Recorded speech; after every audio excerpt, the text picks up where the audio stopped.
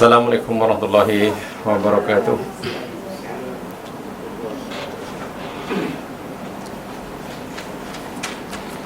Innal hamdalillah nahmaduhu wa nasta'inuhu wa natubu ilaihi wa nastaghfiruh. Na'udzu billahi min syururi anfusina wa min sayyiati a'malina. Man yahdihillahu fala mudilla lahu wa may yudlil fala hadiya lahu.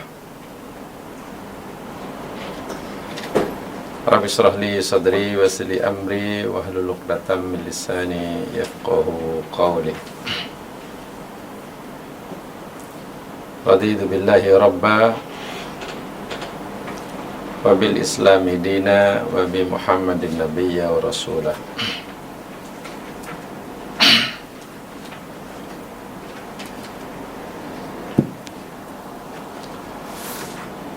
InsyaAllah kita akan teruskan pengajian tafsir kita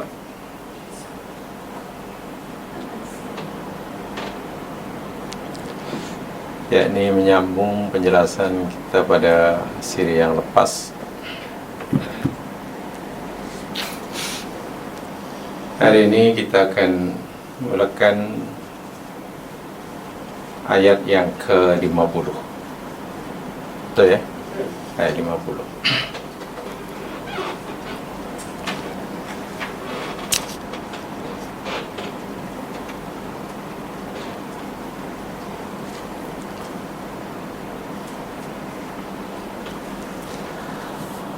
A'udzu billahi minasy syaithanir rajim. Bismillahirrahmanirrahim. Qul ara'aytum in ataakum 'adzabuhu bayatan aw nahara madza yasta'jilu minhu al-mujrimun. Qul, katakanlah, ara'aytum, apa pendapatmu, beritahu aku.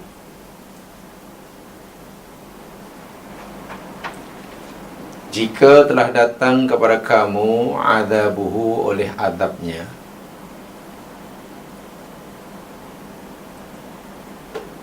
datangnya pula bayatan, sama ada pada waktu malam, au naharon, atau waktu siang. Madza yasta'jilu minhul mujrimun. Apakah yasta'jilu, minta disegerakan daripadanya, al-mujrimun, oleh orang-orang yang berdosa.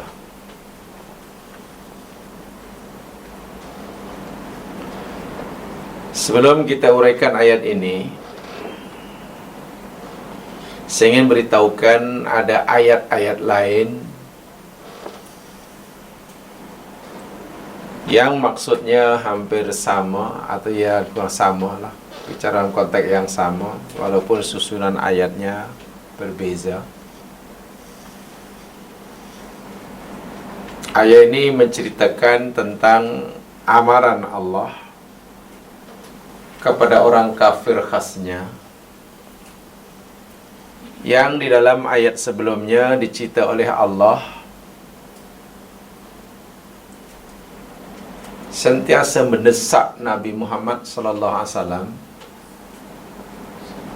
untuk siksaan yang Allah ancamkan itu disegerakan. Tak payah tangguh-tangguh, tak payah tunda-tunda, tak payah. Itu cabaran orang kafir kalau kita berikan ayat sebelumnya.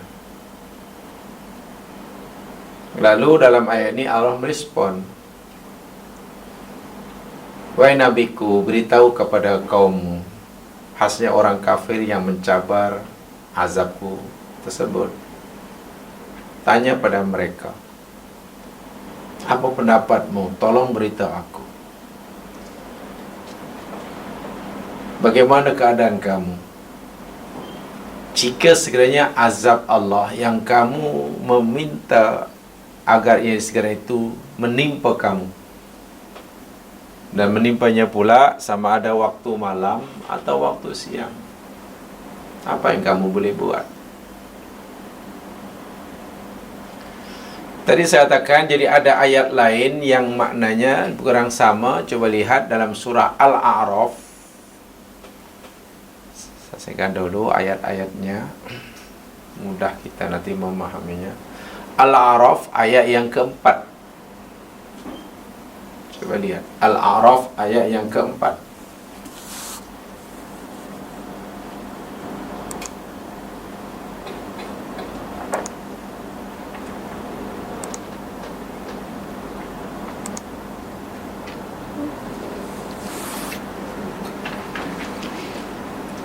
Allah Subhanahu wa taala berfirman,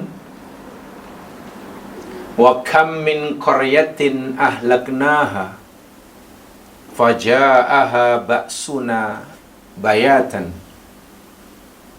aw hum qailun." Wa kam min qaryatin, dan betapa banyaknya, betapa ramainya negeri, kampung, ahlaknaha yang kami telah binasakan akan dia. Faja'aha, maka telah datang menimpa mereka, yakni kampung tersebut, ba'suna, oleh azab kami, datangnya pula bayatan, pada waktu malam, auhum qailun, atau mereka sedang dalam keadaan mereka tidur siang hari. Tadi dalam surah Yunus pun ada kalimah bayatan, malam. Ini pun ada juga. Lagi satu, lihat ayat yang ke-97 dan 98 surah yang sama, Al-A'raf. Al-A'raf.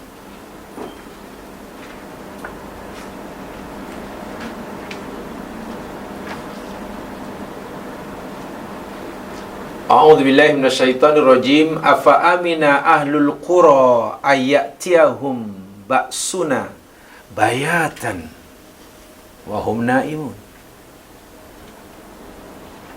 Maka adakah merasa aman oleh penduduk satu negeri atau satu kampung, daerah, datang menimpa mereka siksaan kami, datangnya pula pada waktu malam, wahum naimun, sedangkan mereka orang-orang yang tidur.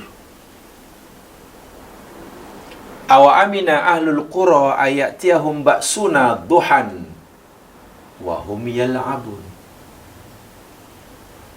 Dan adakah merasa aman penduduk satu negeri, datang pada mereka, menimpa mereka siksaan kami pada waktu duha, wahum yal'abun, sedangkan mereka sedang bermain-main. Dari 4 ayat ini, Yunus 50, Al-A'raf ayat 4, ayat 97, 98, bolehlah kita simpulkan tentang masa biasanya azab Allah yang Allah timpakan kepada penentang-penentangnya, orang yang berdua dosa ini. Pertama, yakni secara tiba-tiba, mengejut. Yang kedua, keadaan mereka dalam keadaan lena. Sama ada malam hari mereka sedang tidur, atau mungkin juga siang hari mereka juga sedang tidur. Tadi qailun itu maknanya tidur siang hari. Atau mungkin siang hari dalam keadaan leka juga, karena sedang bermain-main. Main-main di sini mereka sedang sibuk dengan urusan duniawi. Jadi poin yang saya sampaikan, bala musibah yang Allah akan timpakan kepada orang-orang yang layak ditimpa siksa di dunia, berlakunya bala musibah ini yakni secara tiba-tiba. Dahlah menimpa tiba-tiba, tiba-tiba orang yang ditimpa pula dalam keadaan leka. Jadi tak adalah persiapan, persediaan, tak adalah peluang untuk menyelamatkan diri. Sehingga kita boleh bayangkan kerusakan, kebinasaan yang diakibatkan oleh bencana tersebut. Datangnya tiba-tiba, berlakunya tiba-tiba, sementara tiba pula dalam keadaan leka. Ini sangat bahaya. Tsunami yang dasar 2004, mereka sedang ada yang tidur, ada baru bangun tidur. Tiba-tiba ya tak ada amaran. Gempa bumi, mereka sedang tidur. Ini poin yang terpenting. Sebab itulah Rasulullah sallallahu alaihi wasallam mengajar kita, umatnya, supaya berdoa kepada Allah, membaca zikir wirid pagi dan petang. Yang satu tujuan daripada zikir ini agar kita tidak tertimpa bala yang datangnya, yang berlakunya secara tiba-tiba tersebut. Sebab sedia maklum, ada perbezaan antara orang dahulu dengan orang sekarang, umat dahulu dan umat akhir zaman. Cara Allah memperlakukannya kaitan dengan azab. Umat dahulu, bila berlaku azab, bala di dunia, bala itu, musibah azab itu hanya menimpa orang yang jahat sahaja. Orang dahulu. Orang yang mukmin selamat. Jadi bala dahulu ni macam ada mata lah. Dia hanya cari yang berdosa, yang salah. Lihat sajalah kaum Nabi Nuh, yang dibinasakan hanya yang jahat. Kaum Nabi Lut, yang binasakan hanya yang jahat. Yang baik diselamatkan. Ini berbeza dengan umat akhir zaman. Umat Nabi Muhammad SAW. Bila berlaku bala atau bencana, ianya tidak hanya menimpa orang-orang yang jahat belaka. Orang yang baik pun terkena sama. Ini yang mengerikan bagi kita. Tidak hanya menimpa yang salah. Orang yang tidak salah, yang betul pun juga terkena juga. Subhanallah. Sebab itulah ada zikir yang Nabi ajarkan, agar kita dapat terselamat berlaku musibah itu. Zikir itu saya yakin semua telah diamalkan, apalagi semenjak kita berada dalam suasana corona, yakni bismillahilladzi la yadurru ma'asmihi syai'un fil ardi wala fis sama'i wa huwas sami'ul alim. Hadis ini sahih daripada Utsman bin Affan radhiyallahu an. Beliau berkata, aku mendengar Rasulullah sallallahu alaihi wasallam bersabda, man qala, siapa sahaja yang berkata, bismillahilladzi la yadurru ma'asmi syai'un fil ardi wala fis sama' wa huwas sami'ul alim, 3 marratin, 3 kali, lam tusibhu faja'atu bala'in hatta yusbiha. Inilah rahsia dia. Bila orang tu membacanya 3 kali petang hari, maka tidak akan menimpa orang tersebut bala secara tiba-tiba hingga waktu pagi. Tidak tertimpa musibah Faj'ah itu mana tiba-tiba, mengejut. Sehingga waktu pagi. Jadi terlindunglah, dilindungi. Selamat malam itu. Wa man qalaha khina yusbih, dan siapa yang mengucapkannya, membacanya waktu pagi 3 kali juga, lam tusibhu faj'atu bala'in hatta yumsia. Tidak akan tertimpa musibah yang berlaku secara tiba-tiba hingga petang hari. Jadi zikir tersebut jika dibaca pada petang hari dan kemudian pagi hari 3 kali masing-masing, orang itu dah ada pelindungan daripada Allah Subhanahu wa taala, terlindung, terselamat daripada bila berlaku musibah yang datangnya tiba-tiba, Allah lindungi. Lam yusibhu. Di sini Imam An-Nasai dalam Sunan Kubra, At-Tahawi dalam Mishkalul Athar, Ibn Hibban juga meriwayatkan, At-Tabrani dalam doa kitabnya, dan juga Ibn Sunni, Baihaqi dalam Al-Asma wa Sifat. Demikian juga Imam Ahmad di dalam Zawaidul Musnadnya. Jadi hadis ini boleh dipertanggungjawabkan. Jadi mari kita amalkan zikir yang tidak susah itu, tapi kena konsisten. Pagi 3 kali, petang 3 kali. Sampai gitu, yakni Sayyidul Istighfar. Petang sekali, pagi sekali. Lauma anta rabbi itu. Sayyidul Istighfar bila dibaca petang hari dengan penuh yakin, Nabi bersabda, dan ia mati di pagi harinya, wa huwa min ahli jannah. Ia termasuk ahli surga. Siapa yang membacanya pagi hari kemudian meninggal petang harinya, wa huwa min ahli jannah, dia ahli surga. So zikir-zikir ini sebenarnya amalan yang sangat mudah, tetapi mempunyai fadilat, manfaat yang sangat-sangat besar. Syaratnya diamalkan secara konsisten, secara istiqomah, dan penuh yakin.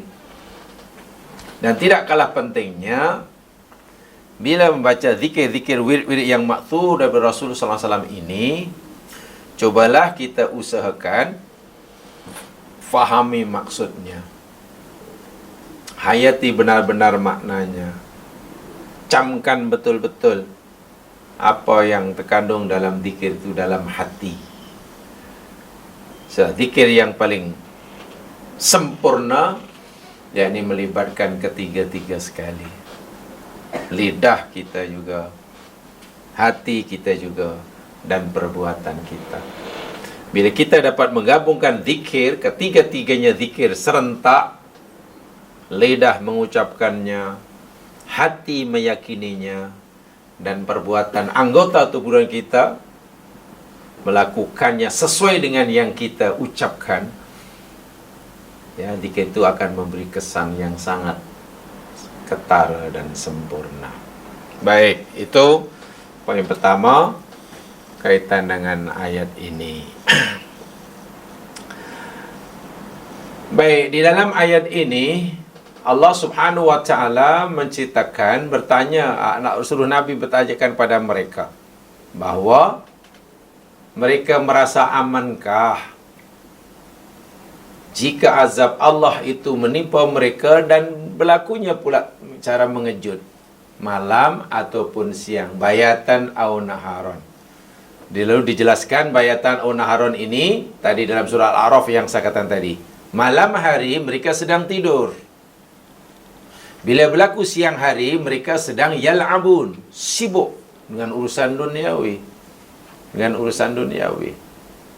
Ya, pastilah mereka tidak sempat menyelamatkan diri karena tidak ada persediaan sebelumnya. Ya marhamakumullah, pertama ingin saya sampaikan apa yang difahami oleh Ibnu Ashur dalam kitab tafsirnya At-Tahrir wa Tanwir. Beliau menyatakan berkaitan dengan ayat 50 ini, hadza jawabun thanin an qaulihim.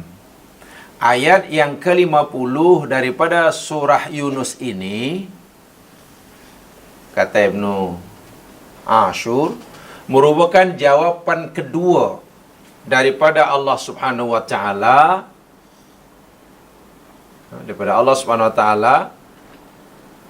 bagi ucapan orang-orang kafir. Bagi ucapan orang-orang kafir. Ini merupakan jawapan kedua. Ingat, orang-orang kafir yang Allah sebutkan dalam ayat sebelumnya, yakni mereka meminta, mereka berkata, sebenarnya satu pertanyaan tapi maksudnya mengejek, mata hadal wa'du in kuntum shadiqin. Mata hadal wa'du in kuntum shadiqin. Kan itu ya yang apa? Yang diucapkan oleh orang kafir. Kalau kita coba perhatikan ayat sebelumnya dalam surah Yunus tu. Ya. Mata hadal wa'du in kuntum shadiqin. Itu ucapan orang kafir mencabar itu. Lalu Allah jawab. Jawapan pertama yakni di dalam ayat yang ke-49 itu. Jadi seakan-akan Allah memberitahu begini untuk memudahkan kita memahami. Wahai nabiku, bila umat kaum kamu yang degil itu terus mendesak kamu, bertanya kepada kamu, bila agaknya ancamanku yang aku ancam kepada mereka ni, aku akan tibakan. Karena mereka ni macam tak sabar-sabar. Karena kedegilannya, karena tidak percaya pada azab, lalu mereka mencabar. Bila. Maka Allah jawab. Allah beri respon. Respon pertama dalam ayat 49 sebelumnya itu. Beritahu ajalah, wahai Muhammad, kalau mereka mendesak kamu, untuk kamu tunjukkan azab yang kamu ancamkan itu, beritahu pada mereka bahawa dirimu ini tidak punya kuasa sama sekali untuk menimpakan azab. Kamu hanya bertugas menyampaikan amaran aku kepada mereka. Engkau tidak aku beri kuasa untuk menunaikan, mengabulkan perbuatan mereka. Jangankan engkau hendak memberikan manfaat pada kaum kamu, nak memberikan manfaat pada kaum kamu, memberikan manfaat atau menolak madarat bagi dirimu pun kamu ini tidak punya kuasa. Tidak punya kuasa. Ila Masya Allah tu. Kan? Tapi jangan khawatir. Beritahu pada mereka, jika sekiranya azab yang kamu minta untuk sekiranya itu belum juga berlaku, tidak bermakna azab itu tidak ada. Sebab Allah dah tetapkan bila masanya, di mana, ketika kamu dalam keadaan apa, Allah dah tetapkan. Likulli umatin ajal. Itu jawapan Allah yang pertama. Lalu jawapan Allah yang kedua bagi pertanyaan wa yaquluna mata hadzal wa'du in kuntum shadiqin, ayat ini. Ayat ini merupakan jawapan yang kedua. Yakni tanya kepada mereka, kamu nak sangat azab ini segera ditimpakan karena kamu tidak percaya. Sekarang apa kata kamu? Jika azab yang segera nanti menimpa kamu dan berlakunya pula tiba-tiba. Sama ada kamu sedang tidur malam hari, kamu tak sedar, atau kamu sedang bermain-main sibuk dengan urusan dunia siang hari dan kamu tidak sedar. Mampukah kamu mengelakkannya? Itu maksudnya. Jadi ini merupakan jawapan yang kedua. Jawapan yang kedua daripada pertanyaan mereka, mata hadzal wa'du in kuntum shadiqin. Bi'tibari ma yadammanuhu qauluhum minal wadi'iyah. Karena mereka ini tidak meyakini akan kebenaran janji Allah Subhanahu wa taala, ancaman Allah Subhanahu wa taala yang Allah ancamkan kepada mereka. Dan mereka ini ya, sikap penentangannya kepada Nabi, sikap ingkarnya kepada azab yang Allah ancamkan itu bersangatan, keterlaluan. Ya. Mereka bukan sekadar tidak meyakini akan ancaman Allah yang dikatakan oleh Rasulullah. Tingkat keingkarannya itu sangat melampau lah, begitulah. Sangat melampau. Dan dia fikir itu hanya ancaman daripada Rasulullah. Wah, itu ancaman daripada Allah.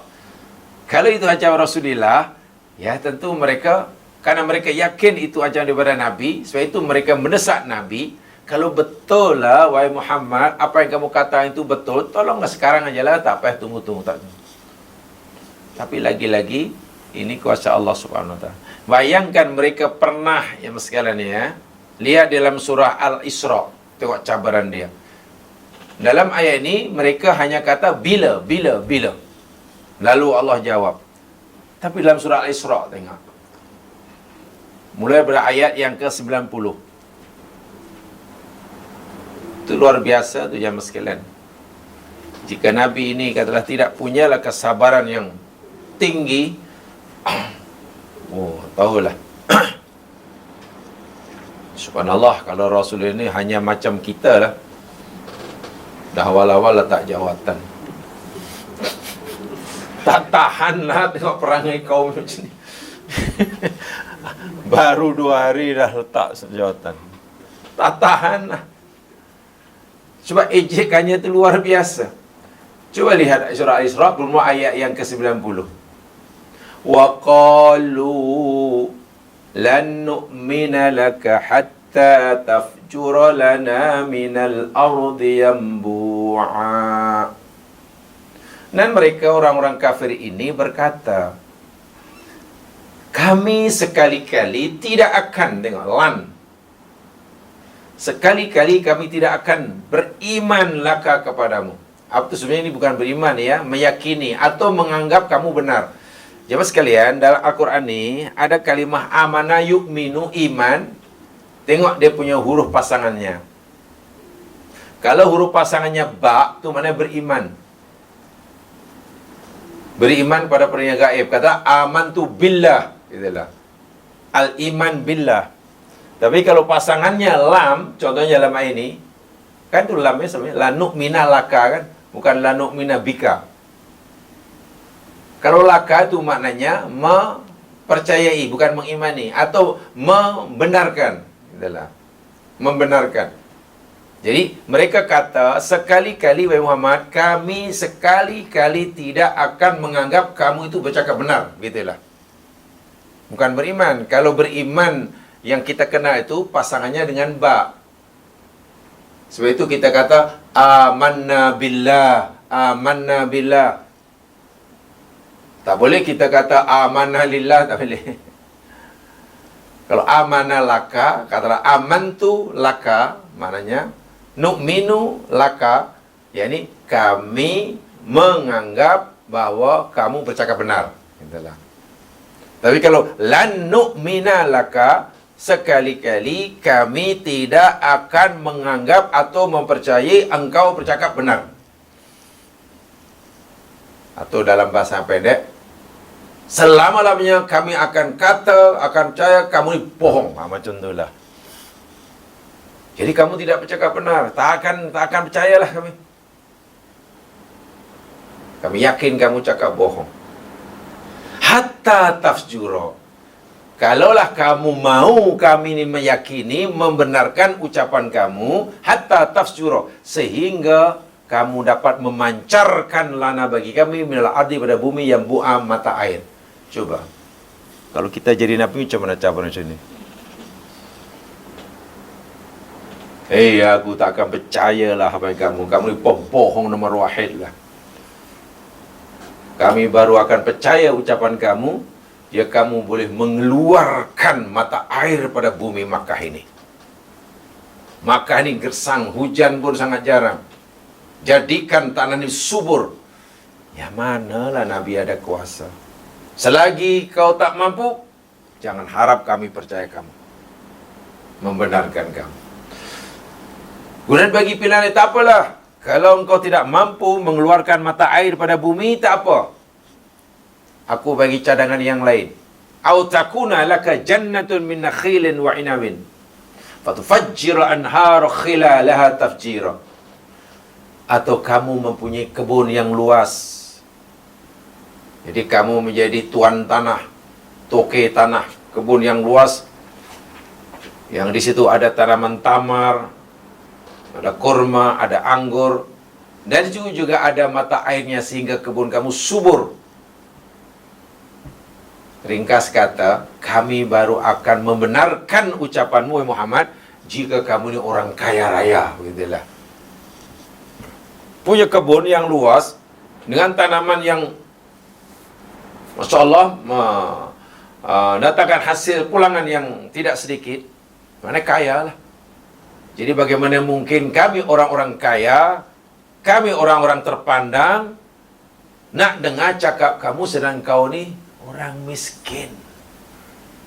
Kamu yatim piatu, hidup kamu susah. Bagaimana mungkin kami yang punya status sosial tinggi disuruh menjadi pengikut kamu yang Allah siapalah hang. Ini yang kedua. Atau tak apalah kalau kamu tak boleh jadi kaya raya, autus kitos sama kama za'amta alaina kisafan.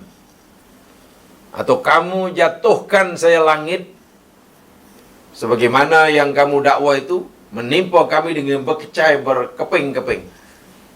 Kan kamu pernah kata idza sama'un saqqat, apabila langit terbelah dan pecah berkecai. Ya cobalah tunjukkan buktinya. Pecahkan, hancurkan langit, lalu timpakan pada kami. Tak payah turun hujan. Hujan apa turun, bukan hujan air, tapi hujan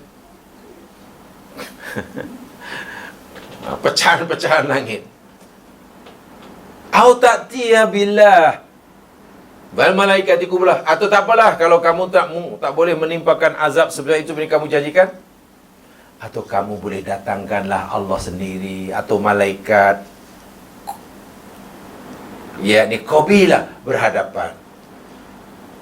Kalau kamu nak kami membenarkan kamu, ya tolonglah bawakan Allah depan kami atau malaikat, biar Allah sendiri memberitahu kami bahwa engkau utusannya. Biar malaikat yang memberitahu kami bahwa engkau adalah utusan Allah. Itu kan makin kurang aja tuh permintaannya.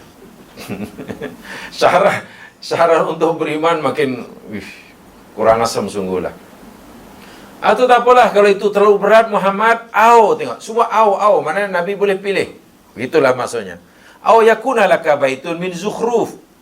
Atau engkau mempunyai rumah mahligai istana min zukhruf, daripada perhiasan. Jadi istana kamu jangan kayu dengan jangan batu, jangan pasir.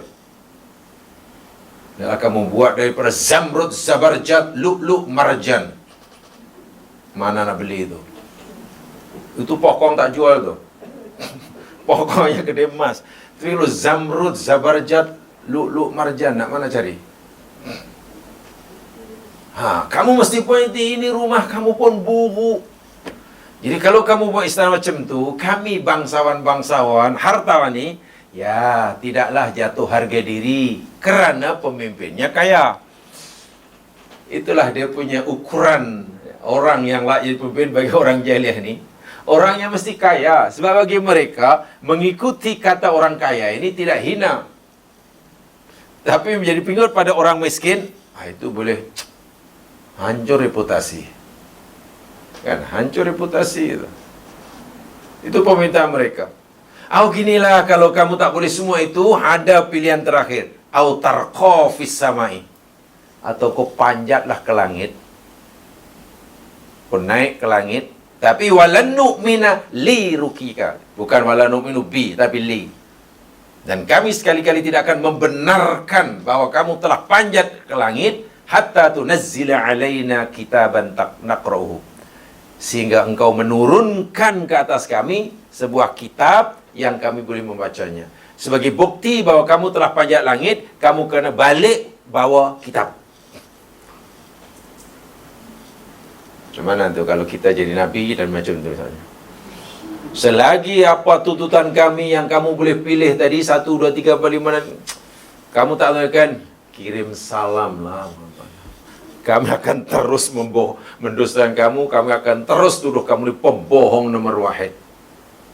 Bahkan kami akan cabar kamu bila agaknya. Mata hadal wa'du. Coba kalau kita jadi Nabi kan, saya ada letak jawatan.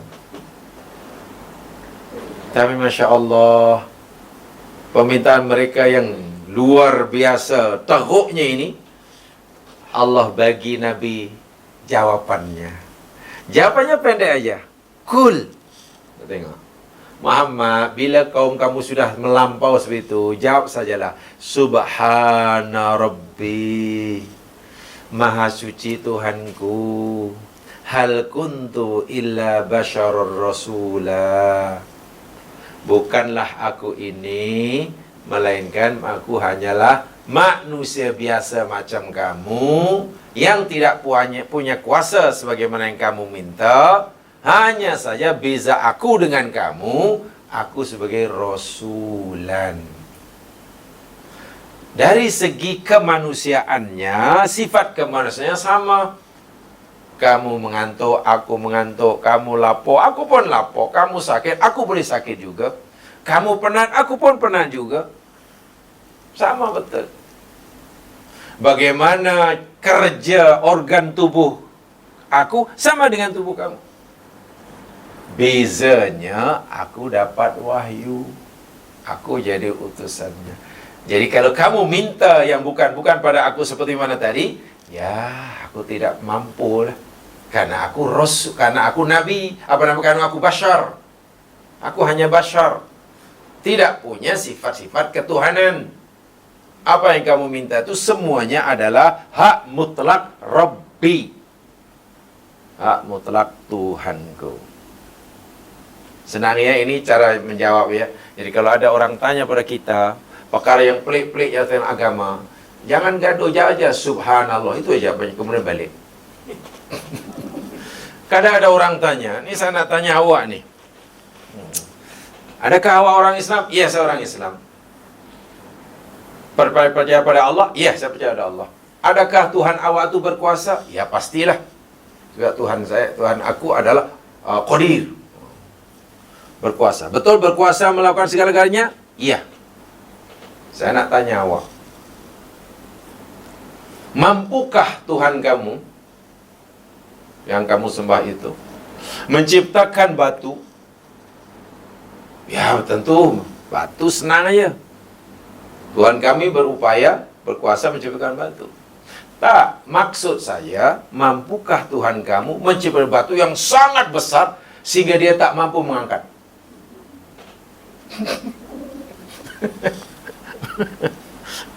Coba kalau kita ditanya macam tu, yang tanya pula orang kafir, orang Islam, kamu kata Tuhan kamu ni kuasa, berkuasakah dia menciptakan makhluk yang sangat jahat sehingga dia tak mampu nak mengawal?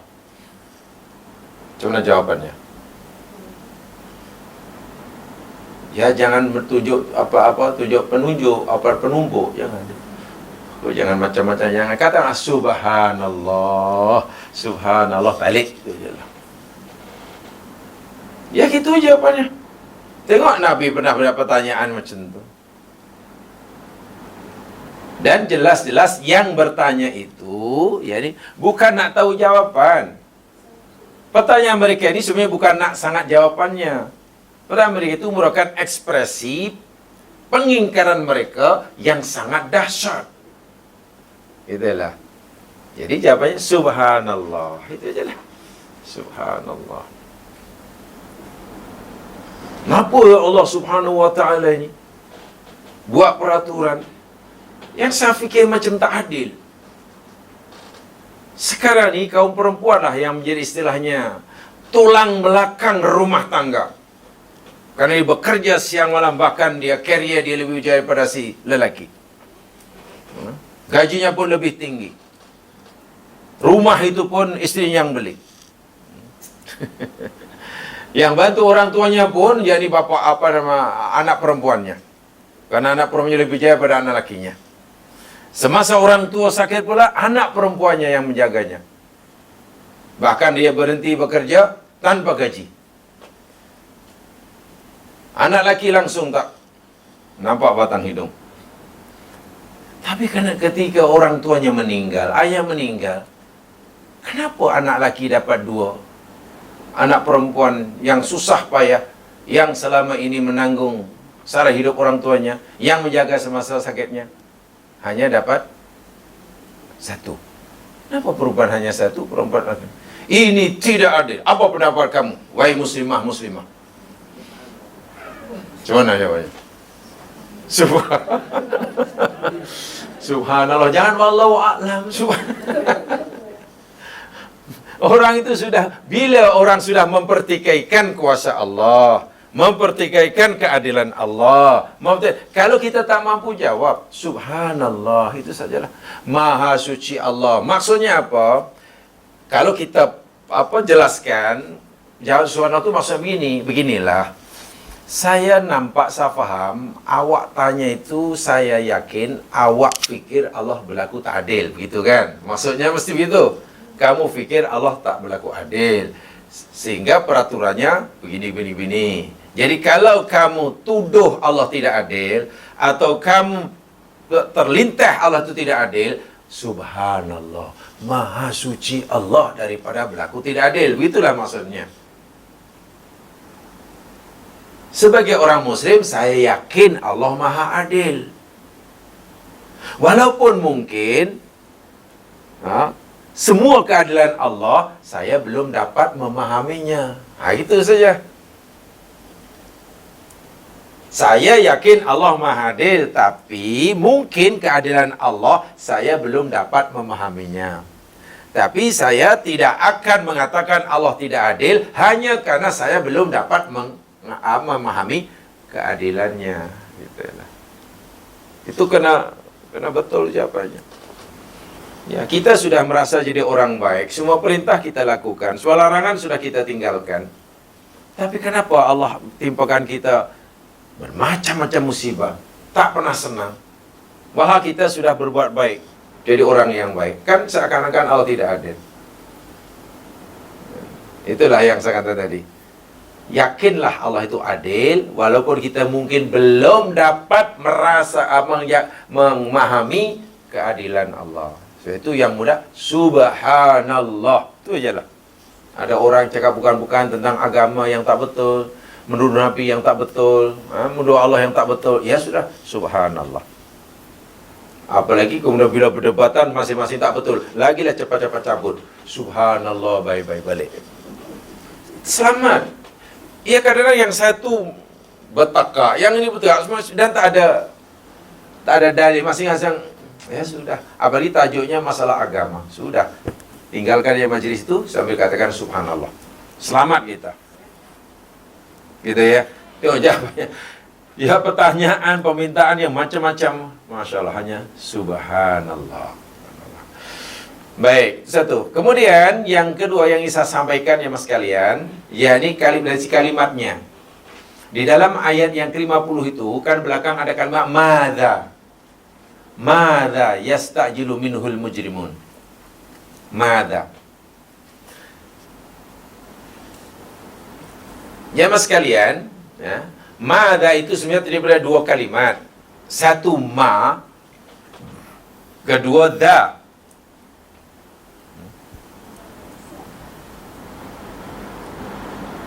Atau asalnya sebenarnya yakni ma dan idza. Asalnya ma dan idza. Kemudian dibuang hamzah jadi idza. Ma itu istifhamiyah. Ma jadi istifhamiyah. Kalimat yang digunakan pakai untuk bertanya apakah maksudnya. Sementara da itu isim isyarah. Da kan isim isyarah. Jadi makna ini bukan satu kalimat, 2 kalimat. Ma itu ma istifhamiyah. Ma apakah. Dha itu isim isyarah. Isim isyarah.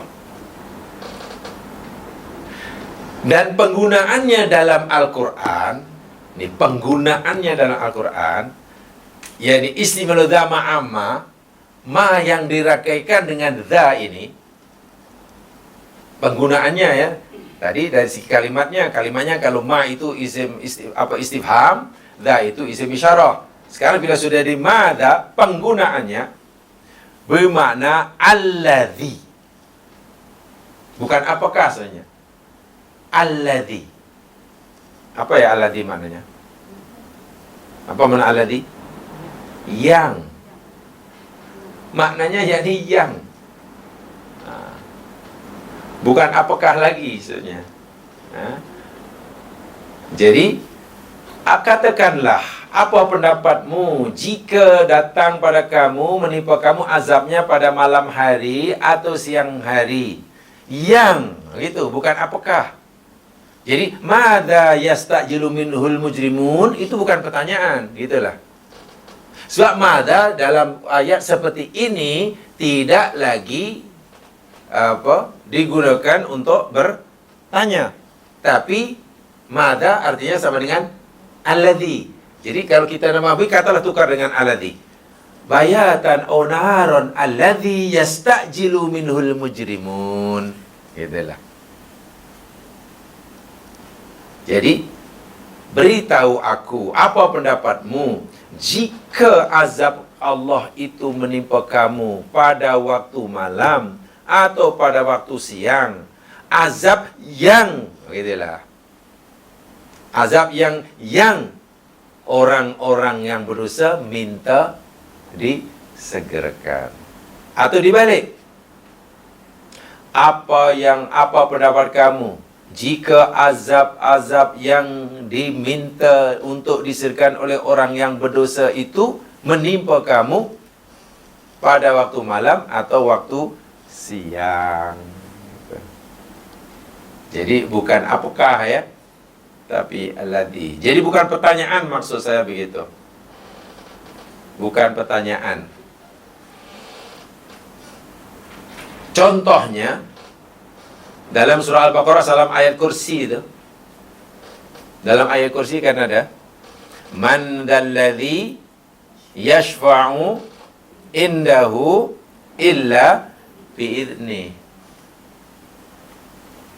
Jadi itu bukan bertanya sebetulnya. Man dalladhi yashfa'u indahu illa bi'idni.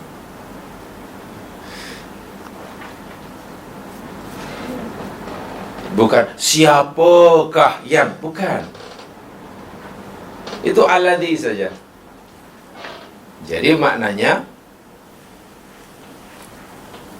tidak ada orang yang dapat memberi syafaat di sisi Allah kecuali dengan izinnya. Izinnya. Tuh, pertama. Makna pertama.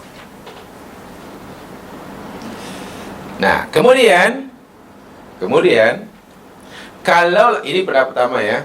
Kemudian yang kedua, jika madza itu digunakan juga difahami sebagai istifham. Sebab tadi yang pertama madza itu bukan istifham, madza itu sudah di-alladhi. Sekarang jika madza itu diartikan sebagai istifham yang mana apakah, bukan yang tapi apakah, maka hadzal istifham musta'malun fil inkari alaihim wa fit ta'jibi min ta'ajjilimul adab. Bahwanya istifham ini diguna pakai untuk ingkar, dipanggil istifham ingkari, dan ta'ajubi. Ta'ajub itu mana heran. Heran tu kagum, kagum tu rasa pelik. Maknanya madza yastajilu bihil mujrimun. Pertama, mutakallim mengingkari apa yang diminta oleh mukhatab. Kan mukhatab kata, mata hadal wa'du, mata hadal, kan begitu ya. Orang kafir kata, mata hadal wa'du in kuntum shadiqin, mata hadal wa'du shadiqin. Jadi kalaulah ada orang kata begitu kepada kita, jawaban kita, janganlah, jangan begitu. Kita mengingkari, kita tidak bersetuju dengan pertanyaan itu. Itu mana ingkari. Sehingga kita sebenarnya tidak perlu menjawab. Karena kita mengingkari pertanyaan tersebut. Itulah. Yang keduanya, ta'ajjubi. Ta'ajjubi itu maknanya mutakalim kagum, rasa pelik terhadap mukhatab. Watab. Jadi dalam hal ini tapi Maha Suci Allah ya, Maha Suci Allah daripada kagum ya. Tapi dari segi bahasa, bila ada orang, ada manusia yang menentang Allah sehingga berani mencabar Allah, mata hadal wa'du, mata hadal wa'du, mata hadal wa'du. Allah yang dicabar ini rasa kagum, rasa pelik. Pelik sungguh lah hambaku ni. Berani boleh cabar aku. Macam tu lah. Berani sungguh dia. Pelik sungguh. Itulah maksud ta'ajub tu. Mada yastajilu bil mujrim itu bukan pertanyaan yang perlu dijawab. Kerana si mutakalim merasa pelik terhadap mukhatab. Yang pertama, si mutakalim mengingkari pertanyaan mukhatab. Itulah. Jadi hakikatnya tidak perlu dijawab. Mada yastajilu. Walaupun jika sekiranya mada yastajilu bil mujrim itu diterjemahkan apakah. Ini kalau diterjemahkan apakah ya, istifham, apakah yang diminta segera oleh orang berdosa, orang yang berdosa. Itu. Jadi ada dua pemahaman makna mada di situ. Mada pertama artinya alladhi. Bila alladhi terjemahannya, katakanlah apa pendapatmu jika datang menimpa kamu azab Allah pada waktu malam ataupun siang. Azab mana? Azab yang orang-orang berdosa meminta disegerakan. Jadi bukan pertanyaan. Yang kedua, di dari segi bahasa, jika mada itu diartikan istifham, bentuk pertanyaan, tapi petani bukan nak tahu jawaban. Mada yastajilu itu bukan nak tahu jawaban. Kerana yang berkata mutakalim mengingkari perbuatan mukhatab. Yang kedua, si mutakalim yakni kagum, heran, rasa pelik terhadap perbuatan mukhatab. Apa yang diingkari oleh mutakalim, apa yang dikagumi oleh mutakalim, perbuatan mukhatab yang kata mata hadal wa'du itulah, yang mencabar itulah. Coba tak pelik macam mana aja Mas Ken. Begini ya. Okeylah. Mana agak-agak, ini dari segi bahasa ya, ini dari segi keyakinan lah. Jemaah sekalian, bagi kita lah, orang awam yang imannya iman seperti kita lah. Mana agak-agak yang lebih membuat kita pelik dan aneh. Melihat ayam beranakkan kambing atau melihat manusia menyembah pokok. Coba. Iman kita, ini untuk ukuran iman kita. Untuk ukuran iman kita lah. Mana agak-agak yang membuat kita lebih pelik, aneh, ajaib, kagum. Ketika kita melihat ada seekor ayam yang beranakkan kambing, atau melihat orang yang menyembah pokok, bukan menyembah Allah. Orang menyembah pokok. Ya, cakap yang jujur saja. Bukan yang betul.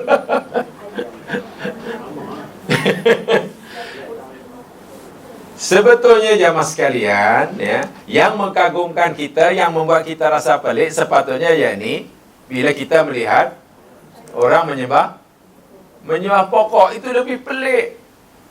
Itu lebih mengagumkan sebab tak masuk di utak. Tahu utak? Utak tu otak lah.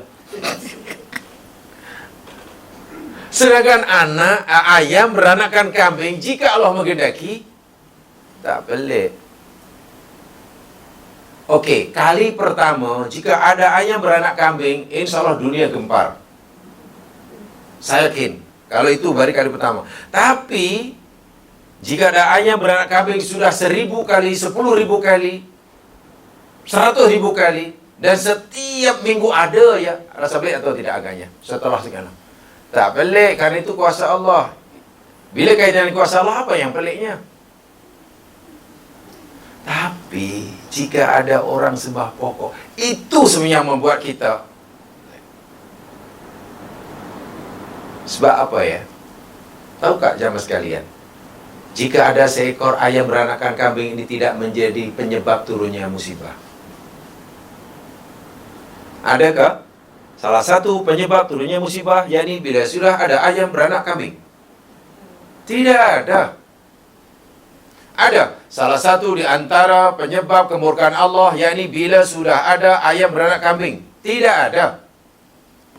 Tapi kalau salah satu daripada punca penyebab kemurkaan Allah, yakni bila sudah ada manusia sembah pokok. Itu yang kita kagum. Dahlah kagum, rasa pelik, disertai rasa takut.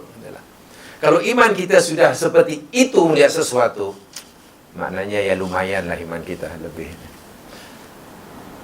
Begitulah maksud saya. Walaupun ayam meranakkan kambing itu pun menakjubkan kita juga.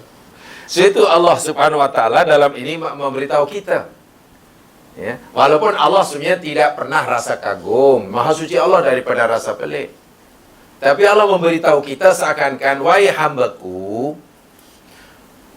wahai nabiku, wahai hambaku, hendaklah kamu rasa kagum, rasa pelik. Jika ada manusia yang lemah, yang aku ciptakan daripada nutfah, selepas aku sempurnakan menjadi manusia yang kuat, tiba-tiba mencabar aku pula. Tak percaya kepada perintah dalam aku, tak percaya kepada ancamanku, bahkan mencabar aku supaya aku segerakan. Itulah maksudnya. Tak pelik kan? Rasa aneh ada. Nah, itu ada dalam surah Yasin kan? Macam mana?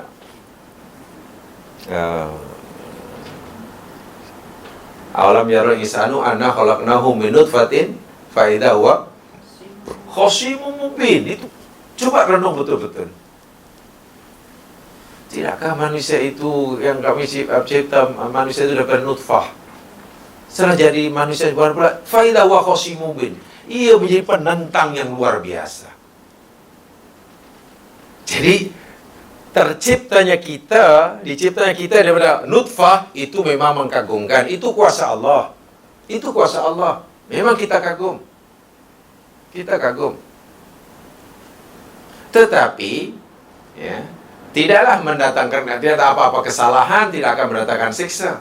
Yang mengkagumkan, lebih kagum sepatutnya ada manusia yang asal usulnya hanya nutfah, selepas menjadi manusia yang sempurna, punya kuasa, punya segala-galanya karena Allah bagi, tiba-tiba menjadi khasyimun mubin. Nah, itulah yang sama saya tadi. Jadi apa ya? Itu bergantung pada kita lah, iman kita nak kita tujuan ke mana. Itu kalau madza, saya ulangi sekali, diartikan sebagai istifham. Pertama, kita mengingkari. Mutalim mengingkari perbuatan mukhatab. Janganlah, kenapa kamu kata mata hadal waktu? Kami tak setuju langsung. Bahkan kami rasa pelik. Seorang makhluk selemah kamu, tiba-tiba kamu berani mencabar Allah yang telah mencipta kamu daripada tiada. Itu ya maksudnya. Jadi ada dua makna madza di sini. Dan insya-Allah kedua-duanya ya betul insya-Allah. Karena yang menyampaikan pakar bahasa. Yang menyampaikan pakar bahasa. Baik, itu dari segi bahasanya. Bagi bahasanya. Dan ulama-ulama yang lain pun yakni memberikan pengertian yang lebih kurang sama. Hanya yang di sini yang ingin saya tekankan lagi sekali ya mas sekalian, yakni azab Allah yang Allah timpakan kepada orang-orang dahulu yang belum binasakan ni, lagi saya ingat sekali, berlakunya tiba-tiba, mengejut. Dahlah berlakunya mengejut, sedangkan umat atau kaum yang ditimpa itu dalam keadaan tidak bersedia, leka. Tidak bersedia kerana mereka sedang tidur malam hari atau mereka sedang sibuk dengan urusan duniawi di siang hari. Sa'al haqqu subhanahu wa ta'ala ibhamal yawm wal waqt. Fa in ja'a laylan fal insanu fi dhalikal waqti yakunu ghafilan naiman fil ghalib. Allah sebut bayatan malam hari. Ya, karena biasanya pada malam hari semua orang sedang tidur. Bayangkan tidur tiba-tiba berlaku musibah, macam mana nak lari? Wa in ja'a naharan, dan jika musibah itu berlaku siang hari, fal insanu fin nahari masghulun bi harakatil hayat. Dan bila berlaku di siang hari pun manusia sedang sibuk. Sedang sibuk urusan-urusan duniawi, urusan-urusan duniawi. Lau nadarta ilal waqi' lawajadta 'anal 'adaba ya'ti bil lail wa fin nahari ma'an. Dan kalau kita perhatikanlah realiti dia, kejadian dia, yakni azab Allah ni ada yang datang berlakunya malam hari ataupun siang hari. Li anna hunaka bila yakunul waqtu fiha lailan wa fi dhatil waqti yakunun zamanu naharon fi baladin. Jadi Allah ibham, ibani mana ya tidak secara jelas waktu malam atau siang kerana berlakunya azab itu. Kenapa ya malam dan siang Allah sebut? Ya mas sekalian, katalah berlaku bencana alam di Jepun. Waktu itu berlaku bencana alam, tsunami di Jepun, katalah malam hari. Jepun malam hari. Tempat kita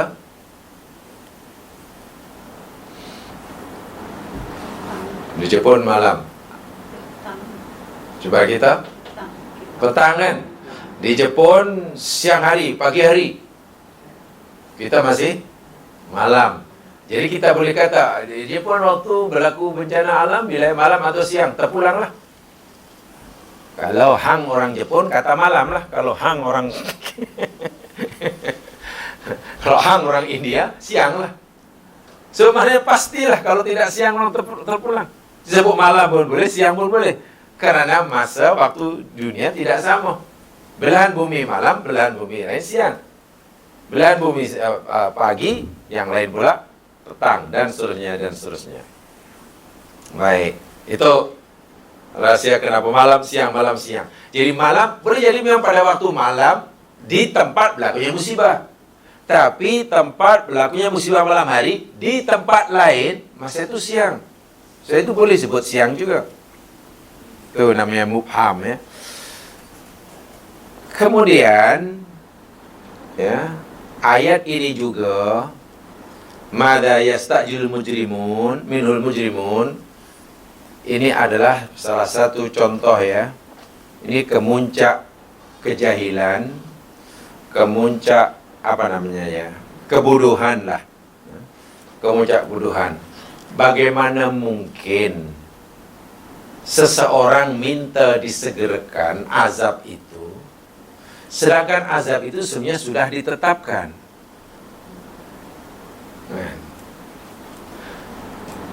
Minta disegerakan. Bagaimana mungkin orang minta disegerakan terhadap sesuatu yang sudah pasti berlaku?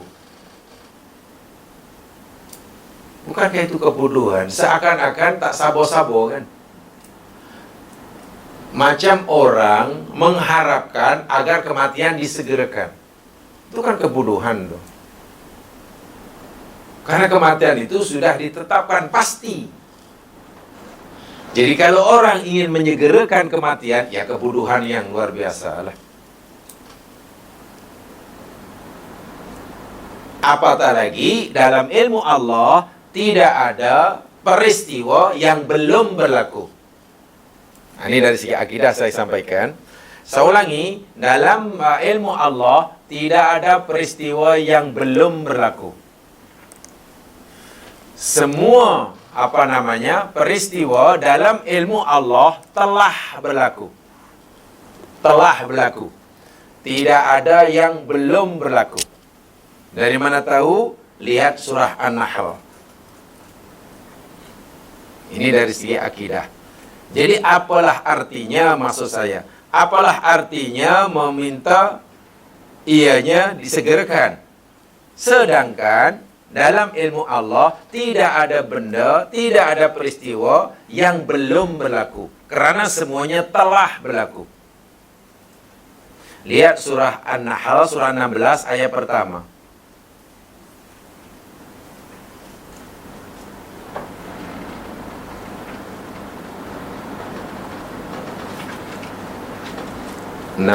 Ayat pertama. A'udzu billahi minasy syaithanir rajim.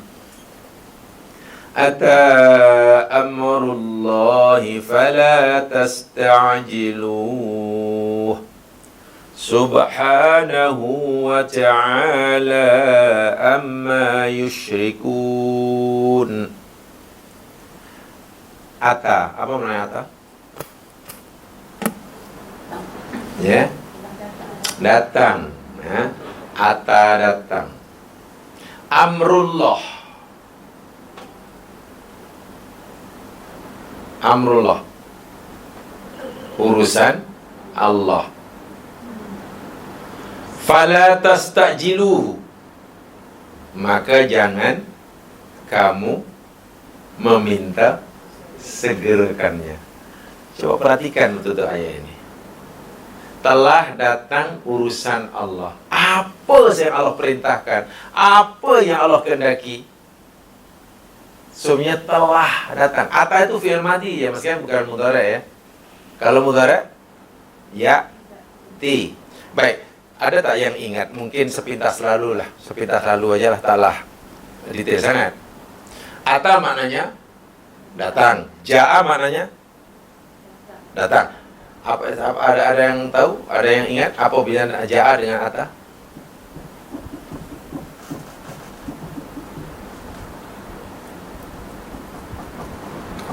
Bahasa Arabnya bukan bahasa Melayunya. Kalau bahasa Melayunya sama, ata datang, ja'a pun datang. Jangan ata Melayunya datang, yang ja'a maknanya datang. Itu sama. Ya? Yang mana? Ata para besar, yang ja'a kecil. Ya, halaman besar kecil kan. Habis, idza jaa nasrullah wal fathu. Wah, pertolongan Allah. Pembukaan kota Makkah, takkan benda kecil. Oke, yang lain? Namanya saya perjuat ya, sila. Jaa berkaitan dengan makhluk. dengan makhluk. Kalau ata bezanya jemaah sekalian, ya, walaupun ada persamaan, sama-sama datang. Ata ini sesuatu yang datang dengan mudah. Sementara jaa sesuatu yang datangnya dengan susah. Nah, Allah berfirman, amrullah, itu urusan Allah kan? Urusan Allah, kehendak Allah, apa aja lah. Agak-agak berlakunya senang atau mudah bagi Allah? Senang suata. Ya. Memberi dengan senang. Contoh mudah. Ada satu wirid yang kita baca selepas salat, satu di antaranya ayat qulillahumma malikal, teruskan, qulillahumma malikal mulki tu'til mulka man tasha wa tanzi'ul mulka mimman tasha. Betul kan? Ya Allah, katakanlah, Allahumma ya Allah, malikal mulki, wahai zat yang memiliki segala kekuasaan. Tu'ti, tengok Allah gunakan tu'ti, tu'til mulka. engkau memberi kekuasaan dengan mudah. Bila Allah nak bagi kuasa ni, Allahu Akbar. Yang mendapatkannya pun tak tahu macam mana boleh tahu, macam mana boleh dapat. Langsung tak terfikir langsung yang suatu hari akan jadi orang besar. Kan? Tapi kan Allah menghendaki jadi presiden, jadilah presiden. Jadi orang tak ni senang. Wa tanzi'ul mulka mimman tasha, dan engkau mencabut kekuasaan dari siapa yang engkau kehendaki. Nah, itulah sepatutnya tu'ti, tu'ti itu memberi, mendatangkan. Lawannya mestinya mengambil lah kan. Takhud. Tapi ini tanzi'. Ini karena manusia ini degil. Allah bagi kekuasaan dengan mudah, dengan senang, sehingga dengan mudah dapat kekuasaan. Tapi dia fikir kekuasaan itu milik dia, lalu dipegang erat-erat, diikat dengan hatinya. Bila tiba masa Allah nak mengambilnya, terpaksa direntap. Itu kejahatan, kedegilan manusia. Coba kalau kekuasaan apa yang Allah berikan kepada kita itu kita letak di tangan. Bila masa Allah ambil, ya senang, dan kita tak apa ya, tidak sakit lah. Tapi kalau apa yang Allah berikan kepada kita itu kita ikat dengan hati kita, seakan-akan itu milik kita, kita rantai lah kita ini. Sementara Allah nak mengambilnya, Allah tak kata engkau mengambil, engkau mencabut. Kenapa Allah gunakan istilah engkau mencabutnya? Ya karena manusia tadi itu akhirnya orang yang kehilangan sesuatu pasti menyakitkan. Hilang barang menyakitkan, kematian menyakitkan, hilang kuasa menyakitkan. Asalnya kaya jadi miskin menyakitkan. Asalnya ada kuasa, hilang kuasa menyakit. Salah siapa? Kenapa? Pemberian Allah semasa dalam kita tu kita ikat kuat-kuat. Kenapa tak letak elok-elok macam tu? Kalau dah siapa kata kita dah setapalah, suatu saat pasti Allah akan ambil. Dan bila Allah akan ambil, biasanya tidak pernah bagi notis. Jadi bila Allah ambil itu senang, lega. Tapi kalau kita ikat sungguh-sungguh, daripada hari kuasa, esok hilang kuasa, semalam kalau jalan-jalan banyak pengawal dia, banyak bodyguard. Kalau pergi supermarket, tutup supermarket itu. Tiba-tiba hilang kuasa. Orang tengok pun tak nak. Kalau tak kuat iman itu boleh dijangkiti penyakit. Ya. Dipanggil penyakit PPS. Orang sebenarnya akan memiliki penyakit PPS, Post Power Syndrome. Dipanggil Post Power Syndrome. Maknanya kalau tak kuat imannya, boleh bunuh diri itu. Nah, tu'ti. Baik, bayar zakat apa bahasa Arabnya? Allah suruh kita mendirikan salat, bahasa Qurannya iqamus salat. Bayar zakat ita'uz zakah. Tengok, iqamus salat, ita'uz zakah. Aqama salat, atas zakah. Kenapa guna atas zakah? Bukan a'ta yu'ti. Apa nak ata tadi? Memberi atau datang dengan. Itu orang tidak boleh merasa berat mengeluarkan zakat. Walaupun zakatnya apa? Zakat dia itu ada 500,000. Ya, namanya ita'uz zakah. Dan orang tidak boleh merasa kehilangan ketika mengeluarkan zakat. Sebab bukan hak dia. Pertanyaannya, agak-agak mana sebenarnya dari segi hati lah yang lebih berat, mengeluarkan zakat atau memberikan sedekah sunat? Dari segi hati, dari segi perasaan, kita rasa lebih berat mengeluarkan zakat ataupun memberikan sedekah sunat. Sedekah sunat kan? Atau ginilah, okeylah, nak bagi contoh yang mudah lah. Bagi jamaah sekalian, mana agak yang rasa hati lebih berat? Ketika jamaah bagi gaji kepada pembantu rumah atau bagi angpau hari raya?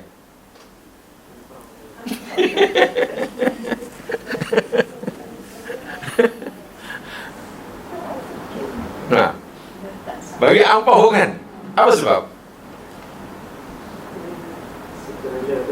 Iya, kalau angpau itu karena kita memberikan sesuatu yang itu hak kita kan? Kan angpau itu hak kita. Lalu kita dengan rela memberikannya, itu berat tuh. Wah, kalau kita bagi pun tak dosa. Tapi gaji itu bukan memberikan hak kita. Kita tidak kira sedikit hak kita. Memberikan orang lain. Sebab itu kita memberikannya, senanglah berapa banyak pun. Zakat sepatutnya begitu.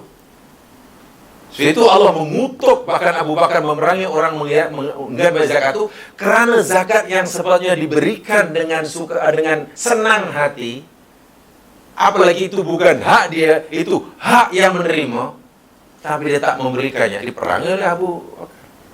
Abu tidak akan memerangi orang yang tidak memberikan infak sunat, karena namanya saja sunat. Tengok, atas zakah, ata amrullah. Jadi ata itu maknanya datang, dan datangnya dengan senang, mudah. Ya, manalah Allah mendatangkan sesuatu dengan susah payah. Bila Allah kata innama amruhu idza arada shay'an ayyaqula lahu yakun wa yakun. Mana ada yang susah bagi Allah? Dan pertama mudah, keduanya atani fi'il madhi. Bila fi'il madhi maknanya benda itu dah atau akan. Sudah. Situ Allah kata, buat apa Allah kata falatas tajilu. Janganlah kamu minta disegerakan. Jadi hakikatnya azab yang Allah dah tetapkan menimpa orang kafir itu dah ada.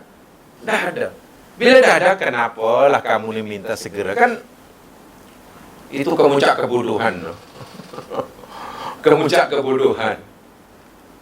Kalau minta pun sebetulnya yang agak logik sikit, bukan minta disegerakan kan, namanya azab. Minta ditangguh itu kalau sedikit cerdik lah.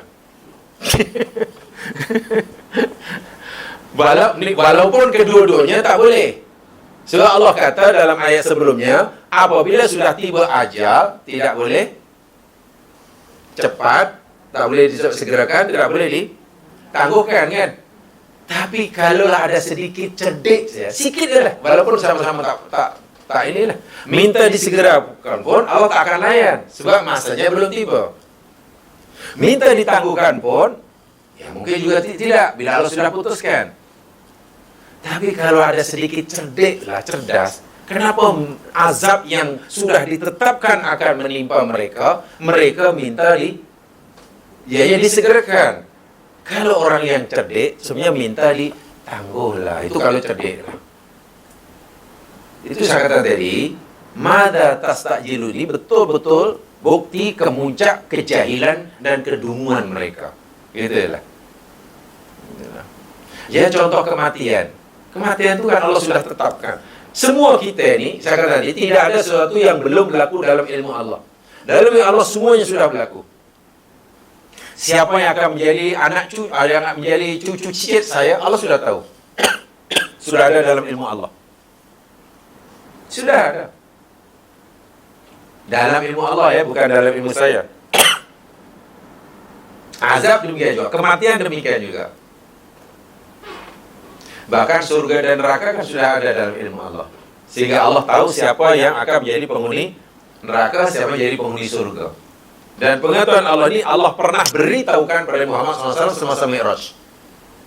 Sehingga Nabi dapat melihat penghuni neraka dan juga dapat menyaksi penghuni surga. Walha belum kiamat. Dari mana Nabi tahu? Nabi tahu karena Allah beritahu, Allah dengan apa yang Allah beritahu itu beritahu kepada Nabi. Jadi dalam ilmu Allah, saya ulangi, tidak ada sesuatu yang akan berlaku, karena semuanya sudah berlaku. Bila sudah berlaku, apalagi benda yang berlaku itu adalah siksa. Kalaulah orang cerdas sedikit aja, cerdik sedikit aja, pasti memintanya pada Allah, ya Allah, tangguhkanlah siksa. Itu kalau cerdas sedikit lah. Tapi tidak, karena mereka ini terlalu bodoh, malah minta segerakan. Itu yang saya katakan tadi. Bila ada orang minta segera itu betul-betul menakjubkan kita, mengkagumkan kita. Termasuk benda yang sangat-sangat pelik, yang sangat-sangat ajaib. Itu maksudnya. Itu maksudnya. Jadi tak ada gunanya minta disegerakan, kerana jika belum tiba masanya pun tidak akan berlaku. Tak akan berlaku. Tapi bila minta ditangguhkan pun, ya mungkin tidak, mungkin iya. Kenapa mungkin tidak, mungkin iya? Kalau minta ditangguhkan, mungkin Allah kabulkan, mungkin tidak. Agak-agak. Azab ya, coba azab ya. Ini cerita azab ya, bukan cerita yang lain ya. Cerita balak. Balaun. Balaun termasuk apa ya? Ajal musamma kan? Dalam ayat sebelumnya termasuk ajalun musamma, betul? Maknanya ajalnya telah ditetapkan. Ya kan? Jadi bila orang itu minta, katakanlah, minta disegerakan. Tadi istijal. Ya? Istijal itu minta disegerakan. Minta inilah. Ya muajjalah maknanya. Dia nak sangat muajjalah, takjil,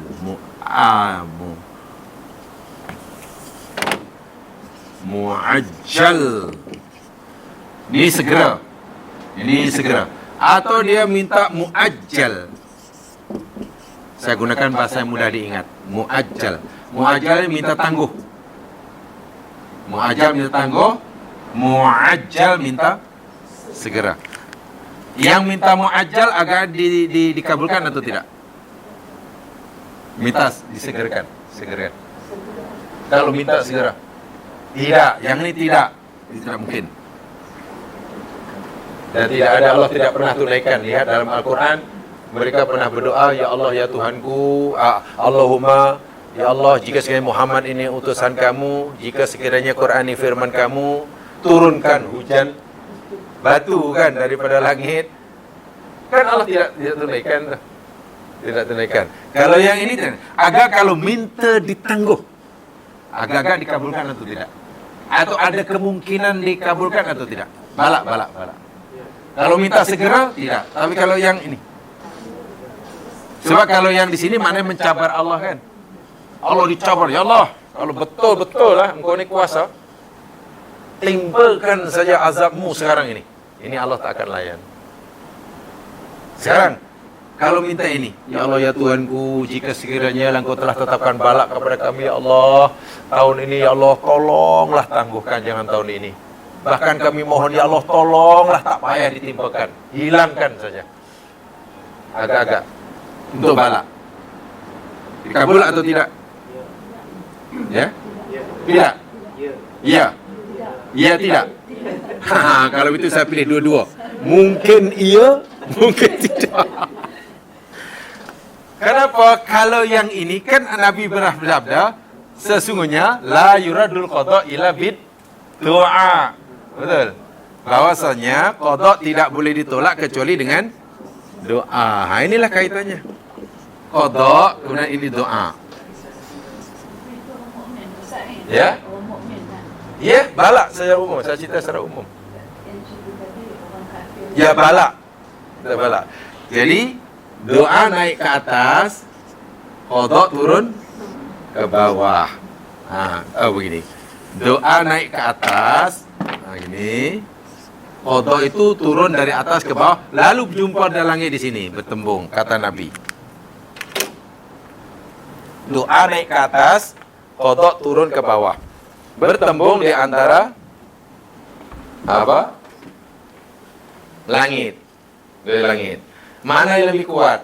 Doa tolak ke atas, qada tolak ke bawah. Mana lebih kuat, itulah yang berlaku. Dimakbulkannya doa itu bergantung pada kehendak Allah.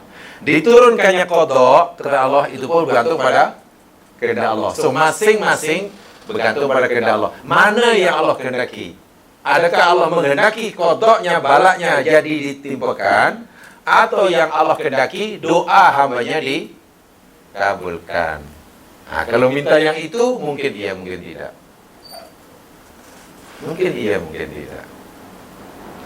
Tapi kalau minta disegerakan, dicabar. Kenapa akhirnya begitu ya?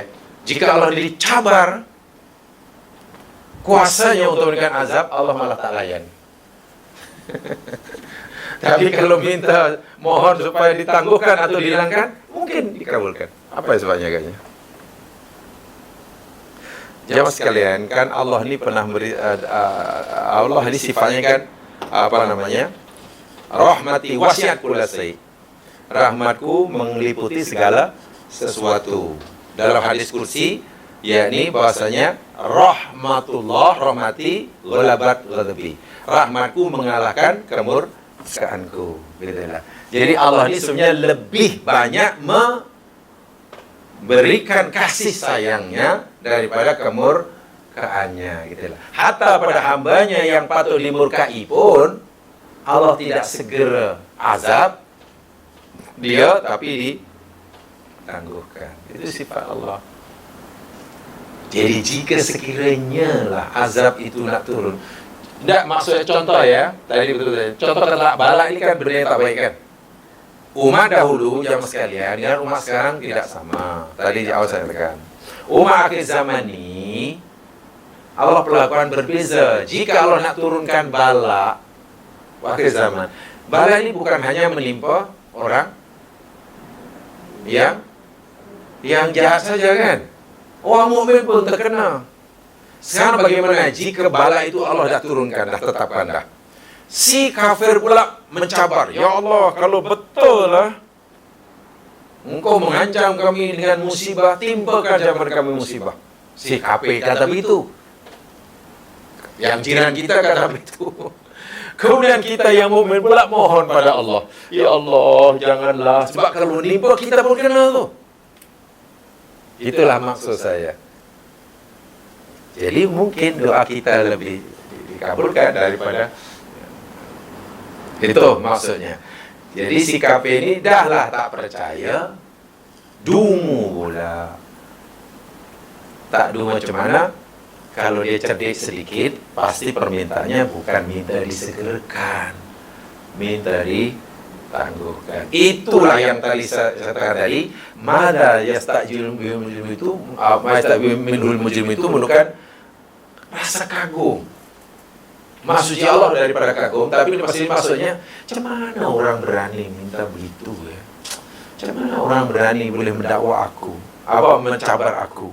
Bukankah dia itu tak percayakah bahwa aku ini berkuasa, boleh melakukan apa yang aku kehendaki? Jadi itu namanya takjub tu gitu. Ingkar itu gitu. Ya, itulah ya sekalian sebahagian daripada maksud ayat ini. Mudah-mudahan lah menjadi peringatan saya menyampaikan. Alhamdulillah kalau dapat bersama. Subhanakallahumma bihamdika asyhadu an la ilaha illa anta astaghfiruka wa atubu ilaik. A'udzu bisyaitonir rajim. Innal insana fi khusr illa alladziina aamanu wa 'amilus shalihaati wa tawassaw bil haqq. Assalamualaikum warahmatullahi wabarakatuh.